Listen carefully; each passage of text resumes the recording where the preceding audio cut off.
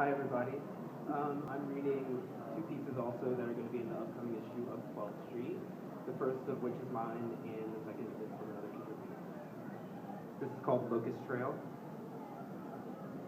He thought of the cicadas in Tacoma, how his stepfather Dubby, an army man, would let those mutant grasshoppers land on his forearm and suck his blood. They'd sit there, mining for liquid red, bodies all over-exaggerated like a series of polygons that so happen to fall into place, wings like stained glass nightmares. On W's golden arm they looked inorganic, plastic even, and he had a hunch they smelled like a freshly manicured toy, but he knew better. His toys needed help to buzz and shake. His mother would just grimace and retreat. In a heartbeat, the insects would descend on the scene, as circumstantially as a rogue batch of wind, and destroy crops, nauseate mothers, and kick up fear and awe in his tiny little heart. And they'd move on. Or that was his memory, at least. It was a while ago, so he knew not to lean too hard on memory because, as his mother had told him, memories were imperfect. What she'd actually said was, "You remember the strangest things and all incorrectly." If that were the case, it would only have been her own fault. At the time, he'd incorrectly believed the creepy famine signifiers to be locusts because that's what Linda had called them. "Lord help us, the locusts have landed," she'd say, in a hyperbolic attempt to laugh away the heebie-jeebies.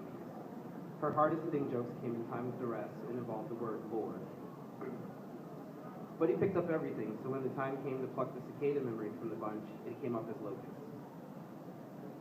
Back then, he'd also picked up the word reefer from Dubby, except he was 3 years old and called it reefers. The combination of a child repeating drug terms and the pluralizing of words already plural set off laugh riots in their small army-based homes. He would see Linda try and suppress her laughter, but the absurdity of it all would get the best of her.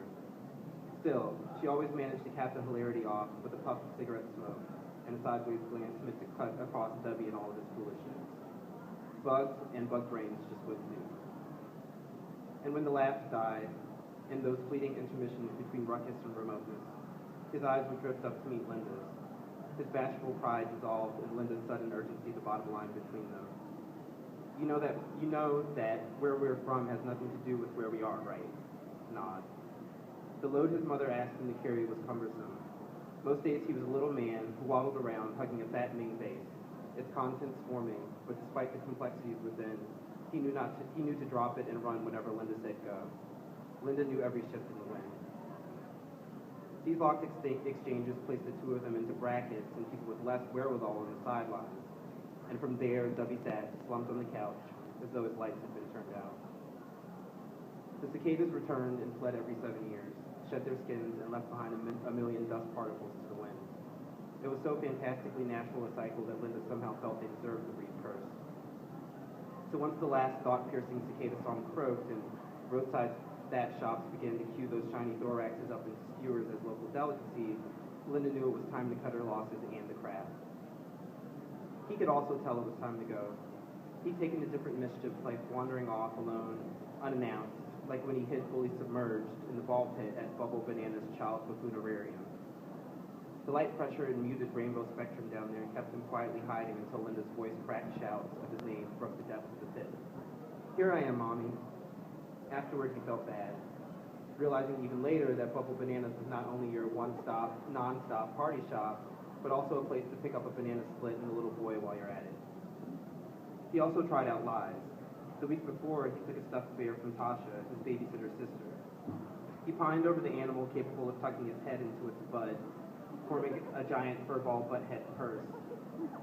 It was almost as large as he was, but that didn't stop him from trying to run casually down the stairs with it, hands entirely behind his back, face pinged with guilt. "Bye, see you tomorrow." Linda waited until they were fastened in and in transit asked what the hell that was. "A pop-away," he stated as fact. She did not feel like turning around. "Right, but whose is it?" "Tasha's. She said I could bring it back next time." Linda knew there wouldn't be a next time, but she had to convey how aware she was that he was full of it. The best she could conjure up was, "Well, make sure you do, and don't bite your nails." On the way home, the slope of the hill ahead of them severed her centeredness where, for a moment, her heart plummeted, landing on thoughts of possible futures, of visiting him in prisons, or worse, of him being a schmuck. Finally, she figured if she were going to constantly uproot the little liar, he at least deserved a poop away or whatever it is. When she came to, they were fully stopped. The breeze knocked the tree of rhododendron petals clinging for their lives. A shower of blush outcasts rained across the windshield. They were home. The next day they fled Tacoma. She was 21, he was 3. They were 2 children flying by night, their whips in a Nissan. There was a pitiful 24 years between them, and their shared fear was tantamount to that of a couple of 12-year-olds suddenly asked to traverse 3,000 miles of unfamiliar terrain. Ultimately, his memory would fail him again, when all he'd be able to retain were passing ink-blot nights, hot streaks of headlight gleam, and afternoons spent jumping up and down on motel mattresses.